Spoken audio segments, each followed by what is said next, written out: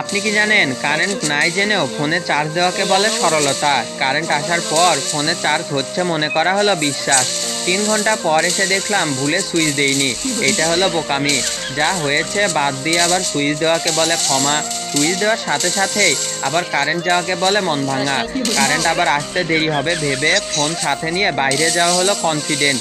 3 ঘন্টা পর বাসায় এসে শুনলেন বেরিয়ে যাওয়ার পরপরই কারেন্ট এসেছে। এটা হলো কাটা ঘায়ে নুনের ছিটা।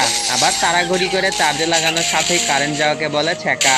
কারেন্ট আসতে পারে ভেবে 3 ঘন্টা বাসায় বসে থাকা হলো অপেক্ষা। 3 ঘন্টা অপেক্ষা করে নিজের ওপর বিরক্ত হয়ে মন খারাপ করাকে বলে ডিপ্রেশন। মোড়ে কারেন্ট আছে, ওখানে চার্জ দেওয়া যাবে ভেবে বাসায় থেকে বেরিয়ে যাওয়া হলো বিকল্প ব্যবস্থা। মরে যাওয়ার অর্ধেক রাস্তায় গিয়ে বুঝলেন কারেন্ট আসছে। একে বলে প্রাক্তন ফিরে আসা। বাসায় যাবেন কিনা মরে যাবেন, এটা চিন্তা করা হলো কনফিউশন। এরপর যখন কারেন্ট আসার পর ফোনের চার্জ হয়ে যায়, তখন আপনারা আমার ইউটিউবের নতুন ভিডিও না দেখে থাকলে ভাববো আপনারা কিপটে।